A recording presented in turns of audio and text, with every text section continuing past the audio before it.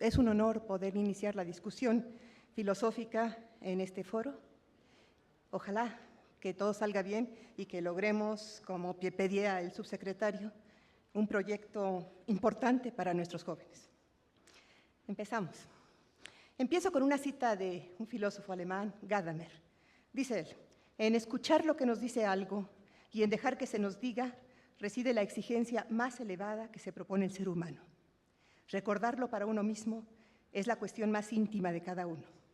Hacerlo para todos y de manera convincente es la misión de la filosofía. Ya en el inicio de la tradición cultural occidental aparecen dos características que le prestan fuerza y fecundidad: que el hombre tiende por naturaleza al saber y que a su esencia le corresponde la comunicación con el otro, o sea, la palabra, el logos. Y la comunicación es el vehículo fundamental en la estructuración de la vida colectiva y en el desarrollo del conocimiento. Sobre el tema, también nos dice el mismo Gadamer: tal vez debería llamarme a mí mismo un filósofo en el sentido más amplio del amor a los logoi, que se revelan en la conversación y en la réplica, en preguntas, en respuestas y en la larga resonancia de lo evidente y significativo. Así aprendí, mucho más que cualquier otra idea filosófica, que el diálogo platónico nos enseña que no es otro sino uno mismo a quien cuestionamos a través de los otros. Sí, incluso de Aristóteles, el creador de la lógica, aprendí que no cuenta ningún pensamiento que no reconozca sus propios límites y que no sirve ningún logo ni ninguna lógica que no sea llevada por un ethos. Ethos no es, sin embargo, nada alto y sublime, sino el ser creado que uno es y que no puede hacer, aunque haya sido el propio hacer, dejar y omitir lo que ha hecho a uno como es. Muy pocos ponen en duda que la educación es el proceso global del que se espera no solo el desarrollo del conocimiento en el individuo, sino sobre todo la adquisición de habilidades y actitudes que le permitan llevar una vida más plena. Es indudable que la necesidad de una educación más dinámica, crítica y creativa, orientada a la solución de problemas, es necesaria para las sociedades. La expectativa de padres y maestros y de la sociedad en general es que el sistema educativo, además de desarrollar las habilidades básicas, se ocupe de la dimensión valoral del estudiante, tanto en lo que se refiere a la dimensión moral como a la estética. La presencia de la filosofía en los sistemas educativos ha tenido un largo y variado recorrido, durante el cual se han adoptado muchas variantes. Aquí tenemos un trono maya, en donde aparece un maestro dialogando con su alumno. El hacer una historia completa y detallada exigiría tiempo, pero conviene recordar la aportación inicial de los sofistas, quienes vincularon de forma muy intensa la filosofía a la enseñanza, algo que después fue desarrollado por Sócrates y sobre todo por Platón. Las escuelas filosóficas helenistas mantuvieron viva esta tradición y ayudaron a que la presencia de la filosofía fuera algo constante en los incipientes configuraciones de una enseñanza formal. Ciertamente en aquellos tiempos era la retórica que merecía una mayor atención, pero no conviene olvidar que el arte de la argumentación es precisamente uno de los rasgos que definen a la filosofía y a su actividad. Lograr una buena capacidad argumentativa era un objetivo muy apreciado por las clases sociales interesadas por la educación, y la filosofía era la disciplina encargada de conseguirlo. Era igualmente reconocida la importancia de la contribución de la filosofía para la consecución de una vida digna y bienaventurada propia del sabio. Esta tradición se mantuvo cuando renacieron las escuelas en Europa tras las duras épocas de las invasiones.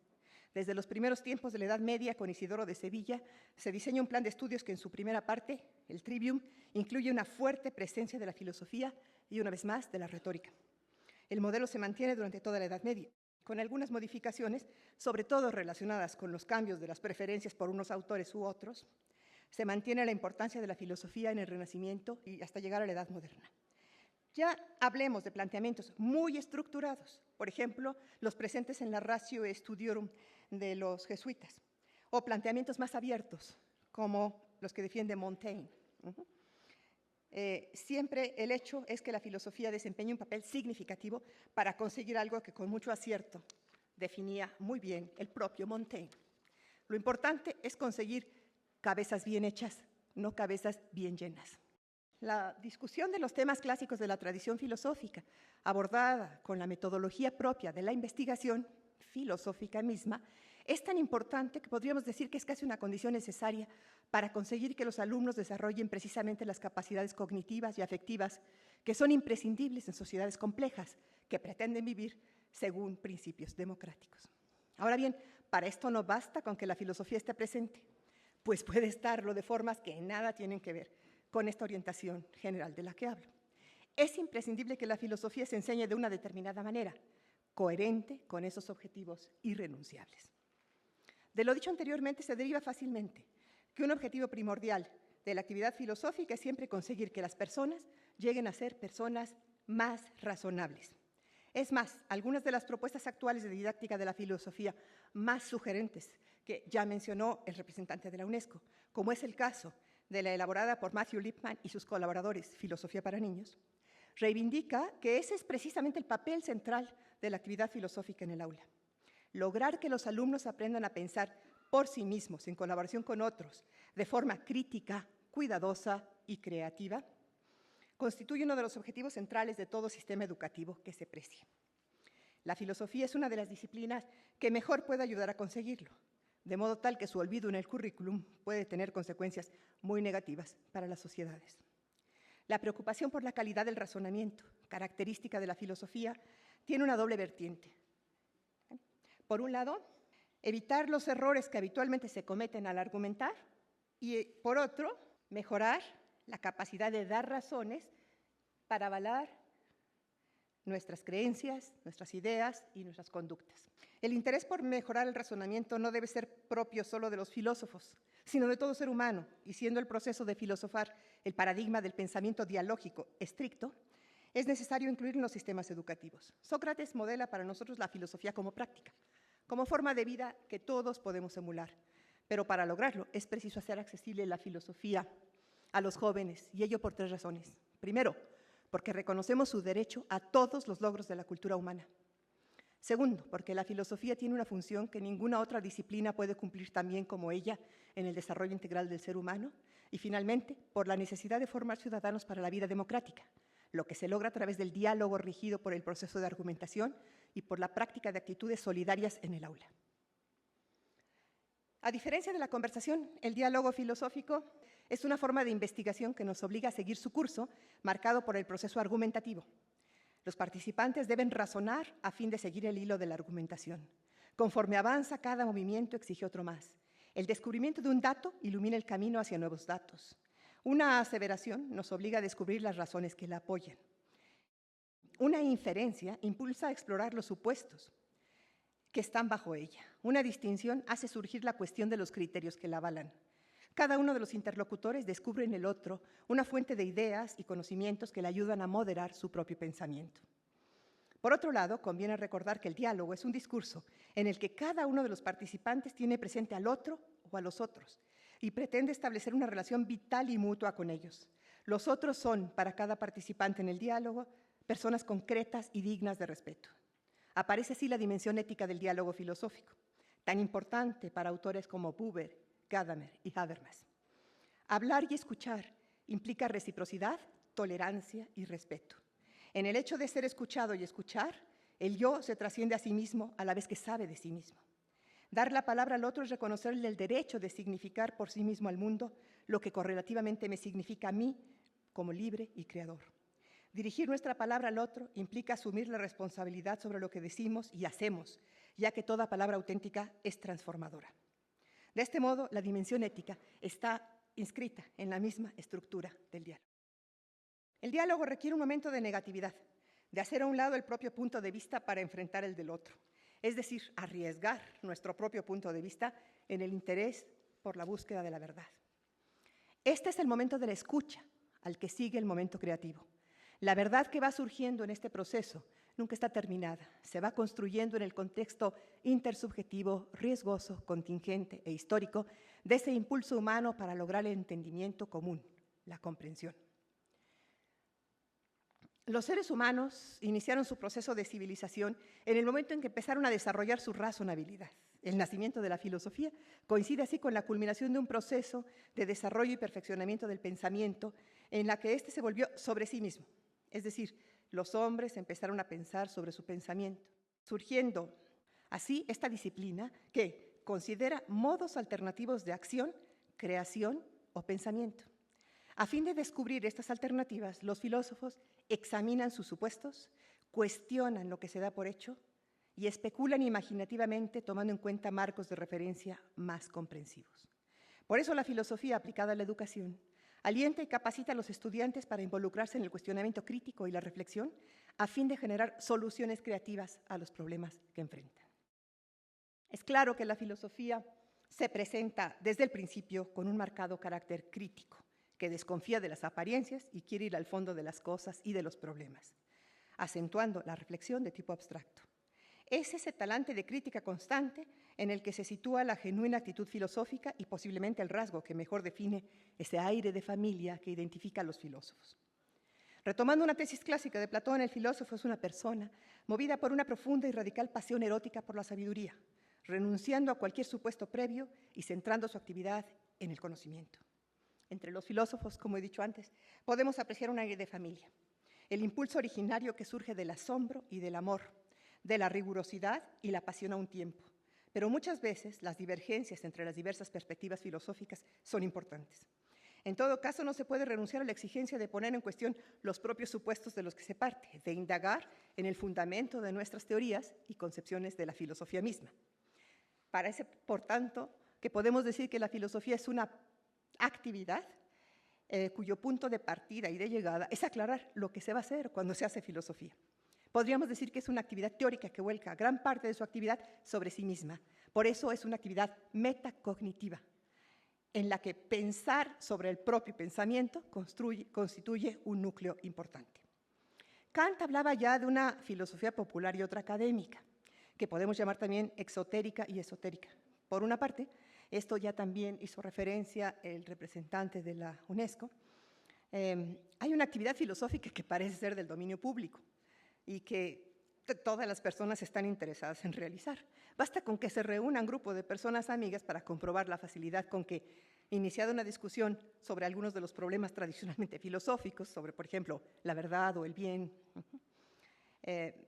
estas personas se enganchan en la discusión y participan animadamente en la misma. Sócrates sabía mucho de esto, por eso se paseaba por la plaza pública o acudía a los banquetes de sus conocidos a los que enredaba en apasionantes discusiones filosóficas.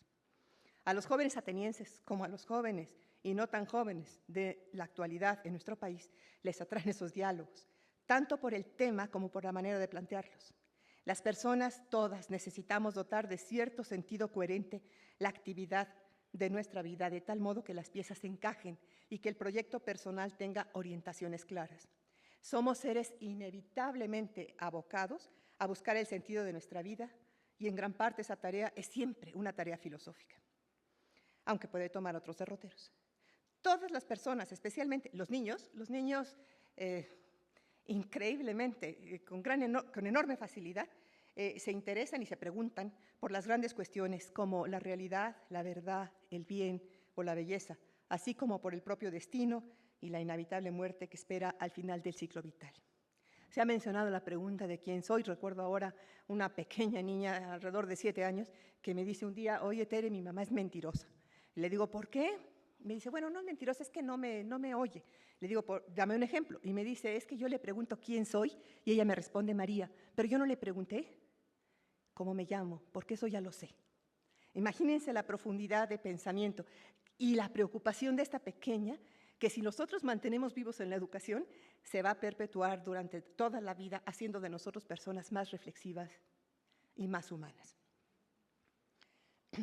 Los alumnos, al igual que los filósofos profesionales, están inquietos por el sentido de su vida y por el del mundo que les rodea, y si su educación no ha sido duramente descuidada, muestran curiosidad y asombro, el mismo que Aristóteles situaba en el origen mismo del amor a la sabiduría y de la tarea de búsqueda filosófica. Teniendo en cuenta el nivel en que el alumnado se encuentra, tanto en su capacidad de reflexión como en su dominio del lenguaje e información disponible, es tarea del maestro de filosofía poner a su disposición los procedimientos y hallazgos de la filosofía académica de tal modo que los ayuden a profundizar en su propia reflexión y alcanzar una mayor claridad en su concepción del mundo. Los estudiantes, como Kant, se preguntan por lo que pueden saber, por lo que deben hacer y por lo que les es lícito esperar, aunque no cabe la menor duda de que no lo hacen ni con el vocabulario ni con el nivel de reflexión con que lo hacía Kant. Según sea nuestra capacidad para establecer un puente entre ambos campos, el esotérico, o sea, el interés normal de las personas por esas cuestiones, y el esotérico, es decir, los métodos rigurosos de investigación y reflexión, según sea nuestra capacidad como maestros para crear un puente entre ambos campos, el alumnado crecerá más o menos en su capacidad de afrontar estas cuestiones y enriquecer su propia vida y la de la sociedad a la que pertenecen. Pero aún debemos indagar algo más para señalar los rasgos específicos de la actividad filosófica, si bien ya se desprenden de lo que he venido diciendo hasta ahora. Se trata sin duda de una tarea definida por unos procedimientos claramente diferenciados. Hay un conjunto de preguntas, por ejemplo, que son muy reveladoras de la actividad filosófica. Son preguntas que indagan sobre los supuestos de lo que se dice, sobre las consecuencias derivadas de una tesis, que reclaman poner de manifiesto los datos o evidencias en los que se apoyan las afirmaciones, que exigen coherencia entre las diversas tesis u opiniones mantenidas y que solicitan estar atentos a las relaciones que guardan las partes con el todo, que exigen precisar el sentido de los conceptos que se están empleando. Los filósofos, continuando con la sólida tradición iniciada por Sócrates, no paran de preguntar por qué, en un proceso aparentemente inacabable de explicación de la realidad en la que se vive. Y hacen todo esto, además, con un especial cuidado de los procedimientos argumentativos, garantizando que las argumentaciones sean válidas, que la lógica empleada se atenga a las reglas del razonamiento formal e informal y que se eviten las falacias que tanto daño hacen al proceso de argumentación. Este proceso responde a la necesidad de dotar de sentido nuestra vida personal y comunitaria, de la necesidad de coherencia para hacer frente a las preguntas ineludibles, las que hacen referencia a la propia identidad, ya las mencionó también el señor subsecretario, al origen, al destino de nuestra vida, al sentido de nuestra relación con el mundo y con los demás. El rasgo específico de la filosofía como actividad de este tipo es su compromiso con el enfrentamiento de este desafío, basándose en el ejercicio exclusivo de la propia razón y en directa conexión y continuidad con el conocimiento teórico. El mismo Descartes, que aquí aparece en esta foto, pues que es traté de buscar una en la que lo favoreciera más, pero no es muy posible. Indicaba con claridad y distinción que le identifica como pensador cuál debe ser el papel de la enseñanza de la filosofía en la educación, justo en la primera regla del método para la dirección del ingenio. Cito, el fin de los estudios debe ser dirigir el espíritu para que realice juicios sólidos y verdaderos sobre todo lo que se le presente. Al defender la necesidad de la enseñanza de la filosofía, se defiende entonces, defiendo yo, una concepción de la filosofía como actividad específica, cuya función consiste en desarrollar las capacidades cognitivas y afectivas exigidas para dotar de sentido a la propia vida y al mundo que nos rodea. Es una actividad al mismo tiempo teórica y práctica. Teórica porque reivindica la curiosidad y el asombro como actitudes fundamentales del ser humano que no necesitan ser justificadas, apelando a ninguna utilidad externa. Somos curiosos y nos apasiona el saber. Práctica porque está comprometida con la búsqueda de la sabiduría como plenitud existencial del ser humano. Es esa exigencia de ser buenos y felices de la que hablaba Aristóteles, pero también Epicuro, Séneca y tantos otros que desde entonces en la tradición occidental han situado en el ejercicio de la razón el camino para ejercer dignamente la tarea de ser personas. Es esta una actividad en relación directa con la vida de los seres humanos como personas sociales que buscan dotar de sentido a su existencia. Por otra parte, es una actividad profundamente comprometida con la construcción de la democracia. Algo que, aunque no viene intrínsecamente dado en todas las manifestaciones de la actividad filosófica, sí se desprende de la filosofía tal como yo la he caracterizado. Es por eso por lo que parece prudente hacer un elogio de los primeros sofistas, quienes fueron sólidos pilares de la incipiente y limitada democracia griega, y no solo de Sócrates y Platón, en especial el de la Carta Séptima y la República, seriamente comprometidos con las implicaciones sociales y políticas de la filosofía, pero no tanto con la opción democrática. Como es obvio, el compromiso con la democracia es mucho mayor en la filosofía contemporánea, aunque tampoco es generalizado. Podemos citar las obras de Locke, Rousseau y Kant, pero sobre todo las de Stuart Mill, Bakunin y Dewey, en ese sentido modélicas. Y los ejemplos actuales son muy numerosos, con magistrales aportaciones que es largo enumerar. Señalo solo algunos: Habermas, Rawls, Chomsky, Derrida y muchos más. En primer lugar, todos ellos, sin renunciar a la reflexión estrictamente teórica, aceptan y subrayan el compromiso social de la actividad de los filósofos. Por otra parte, no incurren en ninguna variante de organización política aristocrática o elitista, sino que optan claramente por una sociedad basada en los principios democráticos de organización, admitiendo, claro está, que su propia opción está abierta al debate público sostenido, como exigiría Habermas, en el marco de una comunidad de diálogo que se plantea como camino y como meta.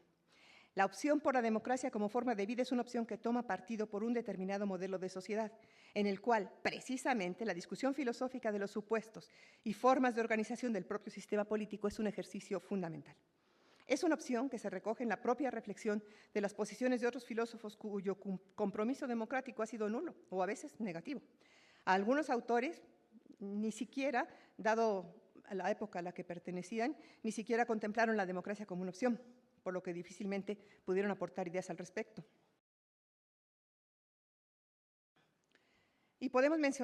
Pero podemos mencionar a personas como Abelardo, Tomás de Aquino o el mismo Descartes, de las que se pueden seguir principios que estarían apoyando la necesidad del diálogo sobre cuestiones políticas. Otros autores que no prestan especial atención a las cuestiones políticas y sociales, no por ello dejan de hacer sugerentes contribuciones a la filosofía, por lo que deben ser incluidos en la reflexión. Por último, hay autores que optan por opciones no democráticas, pero independientemente de su compromiso social, sus obras son de una valiosa e irrenunciable aportación a la reflexión contemporánea. Esta opción por la construcción de sociedades democráticas no se agota en las cuestiones relacionadas con el orden social, lo que podríamos llamar la filosofía política. La democracia es una propuesta que aspira a y se basa en la igualdad de todos los seres humanos. Y aunque esto no se ha logrado del todo en la historia, empiezan a aparecer algunas corrientes innovadoras y frescas en la filosofía contemporánea que intentan articular una voz filosófica desde aquellos que hasta el momento no han tenido voz. Pensemos, por ejemplo, en las radicales propuestas de la filosofía de la liberación, con aportaciones de autores como Enrique Dussel, Leopoldo Sea, Horacio Ceruti o el difunto Ignacio Ellacuría, asesinado por tomarse en serio sus ideas e intentar llevarlas a la práctica en la sociedad, y que ha contado también con la colaboración importante del núcleo duro occidental de Europa y de Estados Unidos. Lo mismo podríamos decir de otro movimiento importante, la filosofía para niños, que ha llamado la atención sobre la actitud filosófica de los niños, reclamando que se reconozca y estimule esta capacidad filosófica infantil, dejando que ellos se esfuercen por expresar de forma articulada sus preguntas y respuestas. Son algunos de los ejemplos de los que no tienen voz, de los excluidos, los niños, hasta hace muy poco tiempo las mujeres. Dicho lo anterior, no es suficiente. Como ya observaba Hegel, reducir la filosofía a una actividad puede ser autodestructivo para la propia filosofía. Es cierto que lo más llamativo de la filosofía es el tipo de preguntas que se hacen, pero no se puede hacer filosofía en el vacío, sino siempre sobre algo. En cierto sentido, es como si pretendiéramos enseñar a pensar como una actividad general. Siempre que pensamos, pensamos en algo. Y la actividad del pensamiento no es independiente de los contenidos sobre los que se está pensando. La filosofía se caracteriza sin duda por una manera de tratar las cosas o de pensar sobre ellas, pero también se caracteriza por una serie de contenidos que están ausentes de otros campos del saber y que aparecen de forma reiterada en los libros de filosofía. Mejor dicho, no es que estén ausentes en otros campos del saber, más bien están omnipresentes. Lo que pasa es que en esos campos no se elabora ninguna reflexión sobre ellos, sino se les da por hecho. Recordemos lo que ya recogíamos del propio Kant. ¿Qué podemos saber? ¿Qué debemos hacer? ¿Qué podemos esperar? En definitiva, ¿qué es el ser humano? Las 4 preguntas nos ponen frente a algunos de los temas específicos de la actividad filosófica. El problema de la verdad y de la realidad, del conocimiento humano, del bien, de la felicidad, del sentido de la existencia, de la identidad personal, de la libertad, del origen y destino del universo. La filosofía llamada perenne dice algo parecido cuando mantiene que el objeto propio de la filosofía es el ser y sus trascendentales: unidad, verdad, bondad y belleza. Si prestamos atención a esos temas filosóficos que acabamos de mencionar y que son los que aparecen una y otra vez en la tradición filosófica, podemos observar algunas características que los definen. Ya hemos hablado anteriormente de la radicalidad, es decir, la filosofía aborda los últimos supuestos o creencias, intenta ir al final de un proceso permanente de fundamentación. Esto lleva consigo a la globalidad de los temas tratados. No son preguntas referidas a temas concretos muy delimitados, sino que se mantiene en temas que abarcan muchos aspectos y lo que de ellos le interesa es su amplitud. Los conceptos filosóficos son por naturaleza abiertos y debatibles. Los padres fundadores de la filosofía occidental, los presocráticos, marcaron de alguna manera posterior el camino. Sus preguntas fueron directamente dirigidas a indagar sobre los últimos principios explicativos de la realidad, convencidos que hay algo que todos los seres humanos tienen en común y que tiene que ver con lo que están formados, pero también con las leyes que los gobiernan. Por eso el mundo, a pesar de su complejidad, es percibido como un cosmos, en donde las cosas suceden con un sentido que corresponde a los seres humanos de velar y construir. Hegel decía algo más al afirmar que la filosofía es un saber. Para él, la filosofía se situaba en la coronación del conjunto de saberes que poseen los seres humanos. Era el saber más alto, el saber por excelencia. Esta preeminencia le viene dada en primer lugar por algo que ya he mencionado. La filosofía es un saber metacognitivo. No solo sabemos cosas, sino algo más importante. Sabemos que las sabemos y podemos comprender el proceso por el cual las sabemos. Es el momento decisivo en el que tomamos conciencia expresa de nuestra propia existencia y, de hecho, de nuestra relación con el mundo que nos rodea y con nosotros mismos, que no es directa, siempre está mediada por el propio conocimiento y por el lenguaje que hace posible este conocimiento. Dejamos de vivir sin más para pasar a tomar las riendas de nuestra propia vida, pues descubrimos que eso es algo que no nos viene dado de inmediato, sino algo que tenemos que crear, que elaborar. Esto nos provoca gran curiosidad, pero también asombro y perplejidad. Mientras que el resto de los animales simplemente viven y su proceso de aprendizaje es bastante corto, los seres humanos tenemos que decidir cómo vivir, y eso es algo que nos lleva posiblemente toda la vida. Es posiblemente en ese sentido en el que podemos decir que una educación que no ha sido radicalmente descuidada debe incluir la filosofía en sus currículos e incluirla además no durante 1 o 2 cursos, ya al final de la etapa de educación obligatoria, sino incluirla desde el principio, casi durante todo el proceso de aprendizaje como ámbito específico, impulsando al alumnado a que no saque conclusiones precipitadas, que no se deje llevar por las creencias aceptadas por la gente, que no caiga en prejuicios y estereotipos, que sea capaz de poner en duda sus propias ideas ante la posibilidad de estar equivocado. Todo ello es lo que se consigue insistiendo en la práctica de un pensamiento cuidadoso, sólidamente argumentado, discutiendo sobre los temas filosóficos que son relevantes y básicos para todos los seres humanos en su vida personal y comunitaria. Por todo es importante la discusión filosófica. Algunos de estos rasgos significativos de esta actividad, que obviamente son solo un ejemplo, tomo de Félix García Morillón, un filósofo español. Precisamente él colaboró en la UNESCO con este libro que mencionaba el representante de la UNESCO. Él dice que la actividad filosófica emplea los criterios de la lógica y del buen razonamiento en su intención de alcanzar un pensamiento claro y riguroso. Intenta aclarar los términos, reducir la vaguedad y la ambigüedad. Trata de ámbitos de experiencia, o sea, de problemas que son abiertos, perturbadores y debatibles. Exige una indagación sobre problemas corrientes mucho más profunda que lo normal. Escudriña los presupuestos. Busca iluminar aspectos problemáticos de conclusiones previamente aceptadas. Se abre a puntos de vista nuevos, pero siempre con actitud crítica. Tiende a seguir la argumentación a donde ésta nos lleve. Las diferentes aportaciones se relacionan entre sí, mostrando acuerdos o desacuerdos y construyéndose unas a partir de las otras. Va de lo concreto a lo más general e intenta aclarar conceptos generales, aportando ejemplos que sean relevantes. Exige claridad. Ofrece razones para apoyar lo que se dice, prueba supuestos de los que se parte, se realizan inferencias, plantea exigencia de verdad, se ponen ejemplos y contraejemplos, se formulan hipótesis y se exploran las consecuencias, abre y descubre ámbitos de perplejidad. Ya he insistido antes en la necesidad de cultivar y preservar la curiosidad y la perplejidad y el sentimiento de asombro ante un mundo que no debe dejar nunca de despertar en nosotros un deseo de saber más, al tiempo que un reconocimiento sincero de lo mucho que no sabemos. Este cultivo de la actitud racional lleva consigo como componente irrenunciable una clara apertura mental, en el sentido de estar dispuesto a recibir nuevas evidencias y revisar las propias teorías. Filosofar es también algo que se hace en diálogo con otros, un diálogo benevolente, sostenido por quienes estén seriamente interesados por la verdad. Así fue en los orígenes de la tradición filosófica occidental y más todavía en los pensadores de la Magna Grecia y en la generación de los sofistas que llevaron la discusión filosófica a espacios abiertos y la implicaron en las tareas de la discusión democrática sobre objetivos y programas de acción de la sociedad ateniense.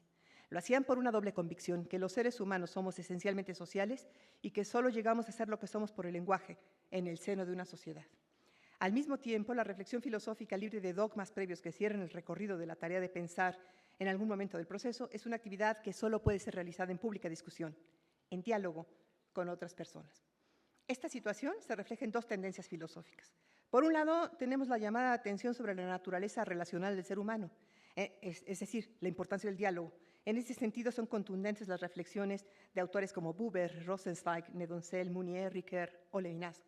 Cada uno de nosotros es lo que es porque está en diálogo con otra persona y se ve interpelado hasta lo más profundo de su existencia por la presencia del otro, de la alteridad. Mi propio yo adquiere su identidad porque está en diálogo con un tú que se dirige a nosotros, que nos reconoce en nuestra irreductible y diferenciada identidad. Levinas lleva incluso hasta el final este carácter relacional de la persona, poniendo la apertura a la alteridad en su dimensión ética como el núcleo esencial de la metafísica. La receptividad, la hospitalidad, la conciencia profunda de estar en deuda con el otro se nos presentan a través del diálogo y se convierten en aspectos esenciales de la personalidad. En esta misma línea, pero desde un enfoque muy distinto, se sitúan las aportaciones de pensadores pragmatistas como Mead, Peirce y Dewey. También para ellos las relaciones sociales son las que determinan la personalidad del individuo, cada ser humano que está siempre en una red de relaciones que le permiten ser quien es. No en vano esos filósofos vincularon estrechamente el destino de la filosofía de la democracia, incluyendo no solo la libertad de opinión como requisito ineludible de la reflexión, sino también la discusión libre y abierta de ideas mantenidas por cada persona. Hemos hablado ya, cómo la filosofía contribuye al desarrollo del pensamiento, la consecución de habilidades necesarias entre las sociedades democráticas, pero no puedo dejar pasar otra contribución que a mí me parece central de la filosofía para la formación de las personas, y se trata de la educación moral. La educación moral ha cobrado gran importancia en los últimos años. Esto puede deberse a una crisis debido a los acelerados cambios en las sociedades contemporáneas. La ética, que se ocupa de descifrar cuál es el modo propio de actuar como ser humano, cómo debemos orientar nuestra vida en el uso responsable de la libertad, cobra especial importancia en nuestras sociedades. Esta importancia de la ética se debe a que los fines éticos son meta propia de la vida humana, señales que marcan la ruta de la eudemonía, de la felicidad. Por otra parte, la ética, al hablar del ser humano como ser de relación, da vida a las comunidades y las orienta al bien común. Asimismo, trata de las relaciones con el medio en el que todos habitamos, y nos ayuda a reflexionar sobre las criaturas con las que compartimos este mundo y sobre la necesidad de preservarlo. Aquí también se hizo mención a la importancia que se está dando a la bioética en todas sus dimensiones. Por eso se habla ahora de ética política y de ética del medio ambiente como partes muy importantes de la reflexión filosófica. El objetivo primordial de la enseñanza de la ética, y por eso ahí centro yo su importancia social y política en nuestro país, consiste en conducir y ayudar a que los alumnos se sensibilicen y desarrollen una capacidad propia de juicio crítico sobre cuestiones prácticas de interés común mediante el análisis y comparación de escalas de valores. Se trata de habilidades de diálogo y argumentación, contrastación y decisión entre diversas alternativas. La ética es la reflexión crítica sobre la forma propia de vida y constituye una tarea que no se puede hacer en soledad. Se hace siempre en compañía, en diálogo constante, en interacción.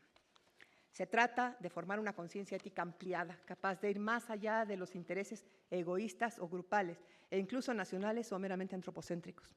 Esta conciencia ética se caracteriza por su capacidad reflexiva para analizar y evaluar las argumentaciones prácticas, pero también por su mayor sensibilidad para preocuparse por el bienestar de otros seres humanos, no solo por los más próximos y familiares, y por los otros seres vivos, considerando sus intereses mínimos sin igualdad.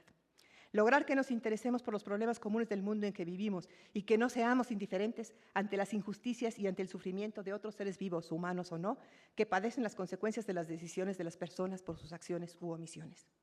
El problema de la educación moral es precisamente que nos tenemos que educar como seres libres.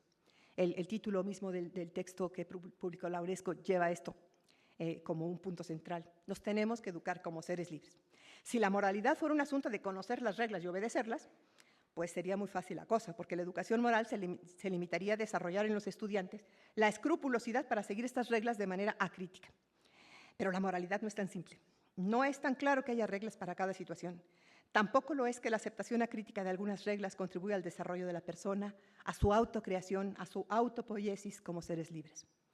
Más bien tenemos que aprender a manejar situaciones en las que no hay reglas claras y que, sin embargo, exigen una elección y la aceptación de la responsabilidad por esa elección. Por ello, los maestros de filosofía, y especialmente los de ética, no podemos limitarnos a saber qué hacer. Debemos mostrar a nuestros alumnos cómo hacerlo y darles oportunidades de practicar en el aula. El lazo entre teoría y práctica es fundamental en la educación moral, pero también es el que debe haber entre el pensar y el sentir. Por ello, la educación moral debe desarrollar la sensibilidad para con nosotros y para con las situaciones que enfrentamos.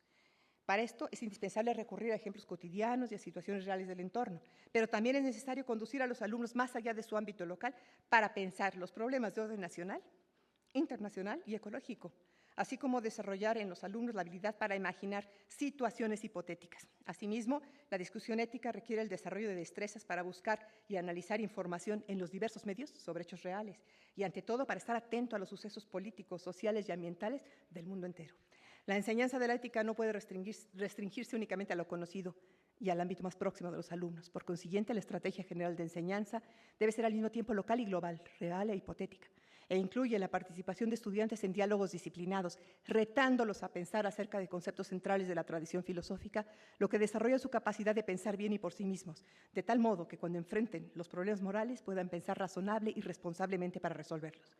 Si les enseñamos a pensar críticamente, no estarán indefensos frente a los intentos de indoctrinación.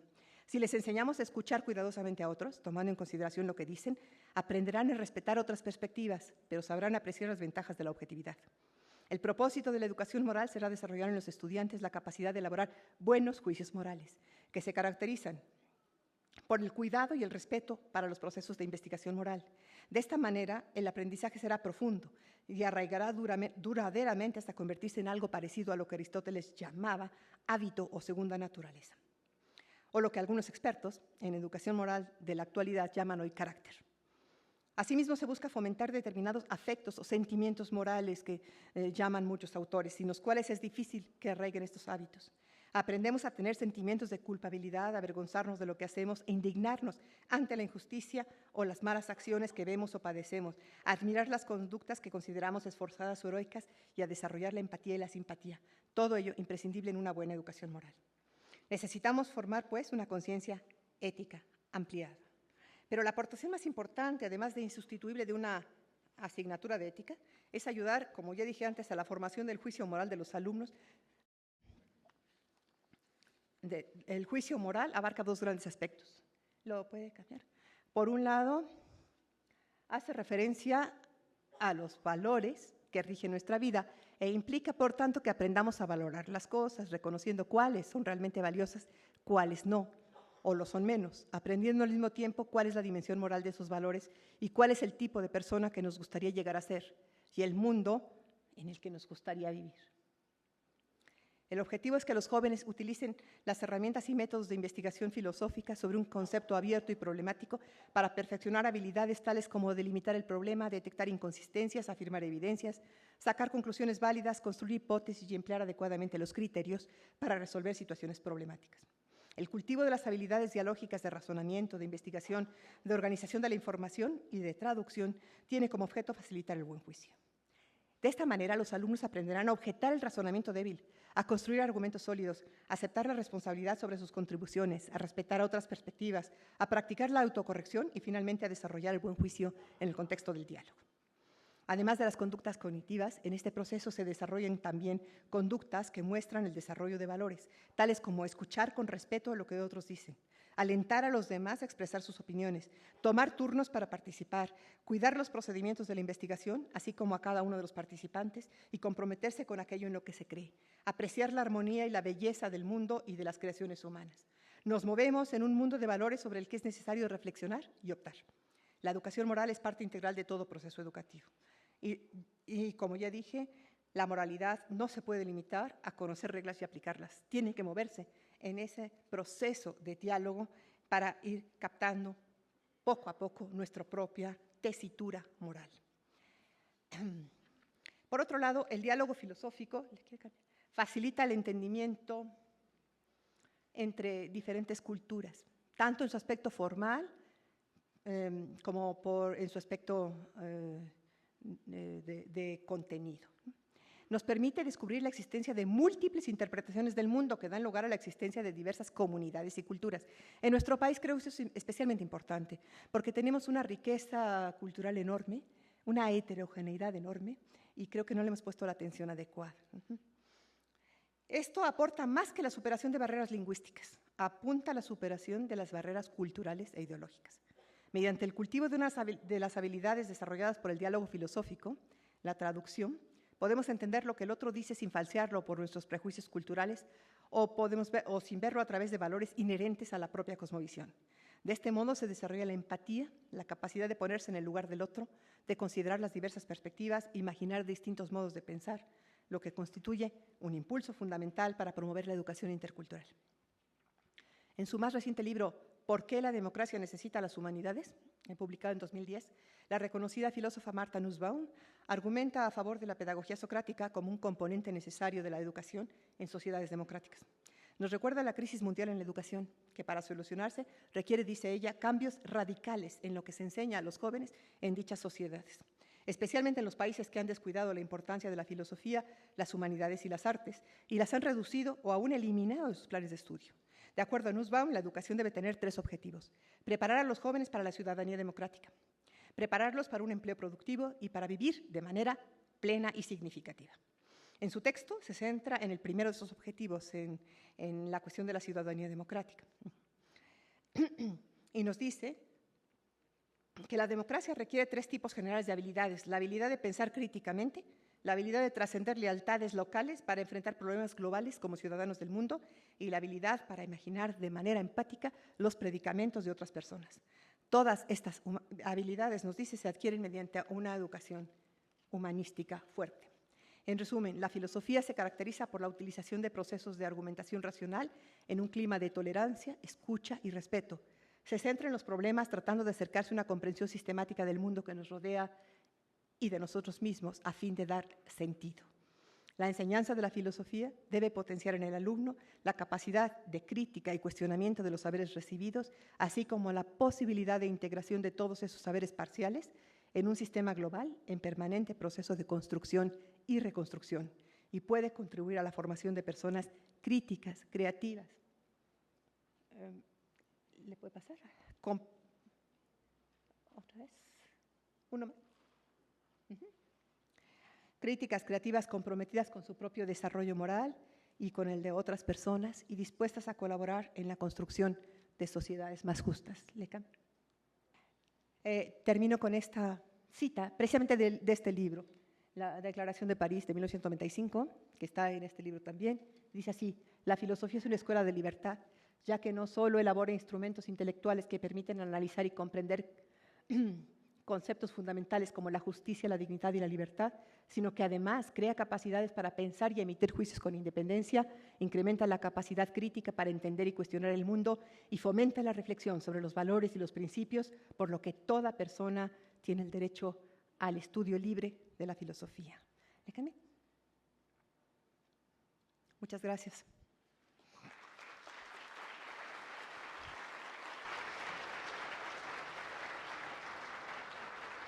Se han distribuido unas papeletas para entrar a la sesión de preguntas y respuestas. La doctora nos va a hacer favor de contestar algunas de ellas. Muchos se preguntan cómo despertar el interés de los jóvenes por la filosofía. Es que para mí esto creo que es fácil. Es decir, hay que recurrir a la experiencia de los jóvenes. Todos los días en la experiencia de los jóvenes se enfrentan a situaciones, por ejemplo, de injusticia. Se enfrentan a situaciones de falsedad o verdad, se enfrentan a situaciones de riesgo. Todas estas situaciones contienen, de alguna manera, un vínculo con los conceptos fundamentales que se van a discutir. Entonces, interesarnos por la justicia creo que es algo bastante fácil actualmente. Interesarnos por la verdad es un poco más difícil, pero creo que recurriendo a la experiencia es la forma más adecuada. Hablando con ellos sobre lo que se vive realmente y sobre el sentido que tiene lo que viven diariamente, ¿no? Por ejemplo, me acuerdo que una vez hicimos una discusión sobre el tiempo, nada más porque uno de los alumnos dijo que no tenían tiempo de hacer la tarea. Y entonces, bueno, ¿qué se entiende por tiempo? Vamos a precisar los conceptos y nos fuimos a analizar a fondo qué es esto el tiempo, ¿no? Entonces, sobre esa experiencia tan simple puede uno empezar a interesarlos, ¿no? Esa es una manera de abrirles gusto por esto, ¿no? Hay algunas lecturas, algunas filmaciones que también sirven como un detonador del interés por estas cuestiones y que yo creo que tenemos que usar y recurrir a todos los medios a nuestro alcance, que ahora afortunadamente son muchísimos, ¿no? Por ejemplo, hay varias cosas que se sacan del internet. Por ejemplo, hay un video, está hecho en África y se llama La gran idea de Binta. Es interesantísimo porque es sobre las reflexiones de unos africanos acerca de los occidentales. Entonces, al pasar este video, que es muy divertido, los chicos empiezan a cuestionarse sobre qué es lo más importante, cuál es el valor más importante para esas culturas, cuál es el valor más importante para nosotros, ¿no? Entonces, por ejemplo, no les cuento al final porque todo el chiste del video es verlo todo, pero lo más importante es que los muchachos empiezan a verlo y dicen, hay diferencias, pero ¿por qué? ¿En qué se centra esa diferencia de interés por ciertos valores u otros, ¿no? Entonces, hay muchas maneras de atraerlos. Ahora, ¿qué método? Para mí, las disciplinas deben enseñarse de acuerdo a su propia metodología. ¿Qué quiero decir? No se puede enseñar física sin acudir a la metodología propia de la ciencia. O sea, si no, lo que van a aprender es un conjunto de datos. Y lo que decía Descartes, no necesitamos cabezas llenas, sino cabezas bien hechas. Entonces, la filosofía tiene un método, y ese método ha sido desde siempre el diálogo socrático.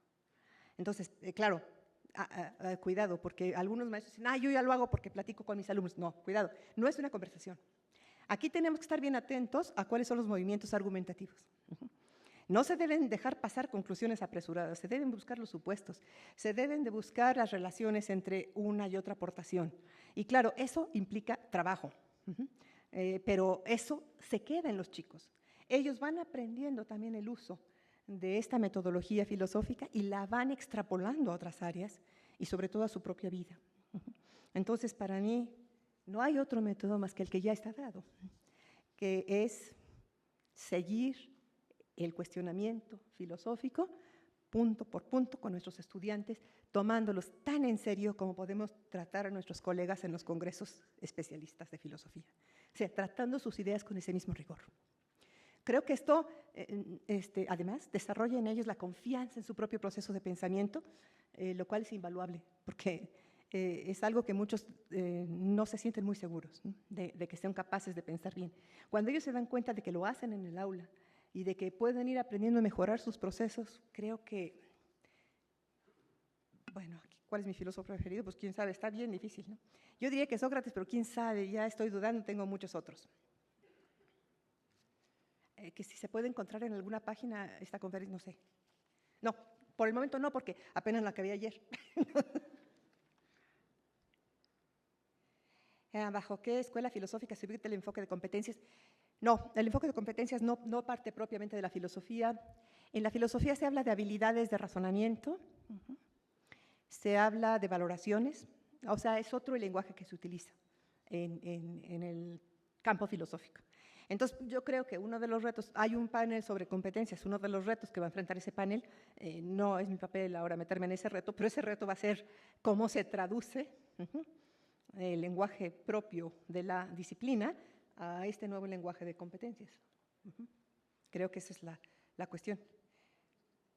¿Se debe enseñar la ética, la lógica? Bueno, yo creo que se debe enseñar, sí, las disciplinas filosóficas con sus contenidos propios. No me parece a mí que se pueda diluir, porque como yo dije, cuando estaban diciendo que la filosofía no se da en el vacío, me pregunta alguien aquí, es cierto.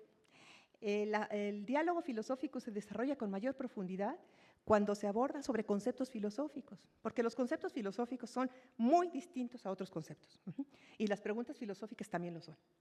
¿Por qué? Porque no tienen respuestas rápidas. Por ejemplo, si yo les pregunto, ¿cuándo nació Benito Juárez? Pues ahí está la respuesta y no hay de dos. Si les pregunto cuánto es 2 más 2, ya no hay discusión posible. Pero si yo les pregunto, ¿qué es la belleza? Bueno, ahí nadie puede contestar tan rápidamente, sino que se requiere hacer un enorme proceso de diálogo, contrastar perspectivas, buscar apoyo en otras personas y al final podríamos decir, como dice Platón, difícil cosa es la belleza. Pero es ese proceso sobre estos contenidos problemáticos, debatibles, abiertos, donde se da ese proceso. No se puede dar sobre contenidos que tienen respuestas simples, ¿no? O sobre contenidos meramente experienciales, como ¿de qué color es esto? Eso no nos lleva mucho. Aunque hay maestros, y sí los he visto yo, en filosofía para niños, que de algunos niños que hablan sobre el color del vestido de alguien, empiezan a sacar una discusión sobre qué es el color y si debemos confiar en los datos de la percepción. Pero bueno, eso es porque son extraordinarios maestros, que creo que podemos serlo todos si realmente nos comprometemos con el proceso mismo del filosofar. Habla mucho de la educación ética. Sí, yo creo que la educación ética es muy importante. Y me dicen, ¿se vincula con la educación cívica? Sí, porque ética y filosofía política están emparentados. ¿Qué quiero decir? Que los valores y las habilidades que se desarrollan en la enseñanza de la ética nos sirven para extrapolarlos a nivel político y a pensar, bueno, muchos autores contemporáneos nos dicen que separar la ética de la política es lo que nos ha llevado a grandes problemas, ¿no? Y creo que tienen razón. Hay que volver a vincularlas. Hay que vincularlas lo mejor posible, ¿no? E incluso, por ejemplo, muchos autores consideran que la ética debe ser siempre política. ¿Qué quiere decir? Que no se debe solo centrar en el individuo, sino que debe trascender a las comunidades. O sea, que no se puede pensar solo en ser bueno uno mismo, sino en ser bueno para y con otros. Y yo creo que ese es también un reto que tenemos ahora, ¿no? Porque sí ha habido una separación entre ética y política como dos ámbitos separados de trabajo. E incluso eso, para algunos son antagónicos incluso, ¿no? O sea, ya si se está en la política ya no se puede hablar de ética.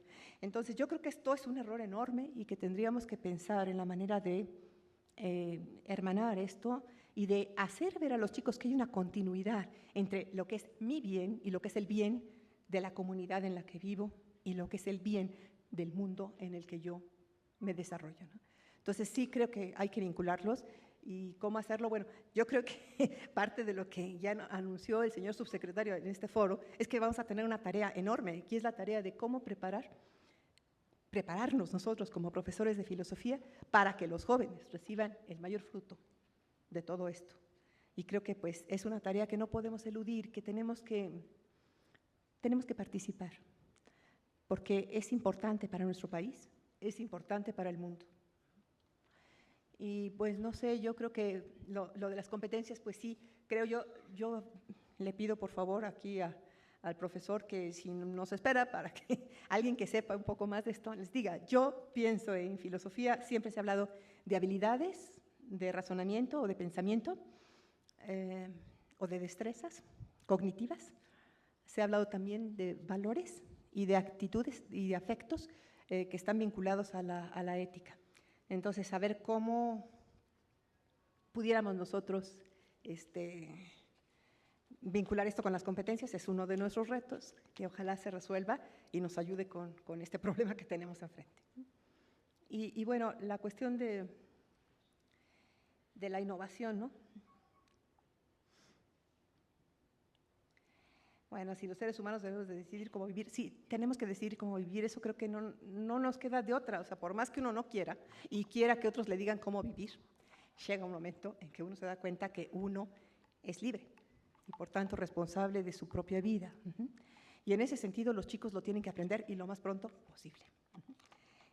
Creo yo que esto de enseñar a vivir, aunque parece como de programa de tele, no. Es una cosa muy seria, es una cosa muy difícil, es una cosa en la que todos estamos involucrados y que nunca acabamos. Porque cada vez que pasa el tiempo aprendemos nuevas cosas de otras personas, de otras experiencias, y eso nos va ayudando a configurarnos un perfil moral, un perfil ético propio, pero también social.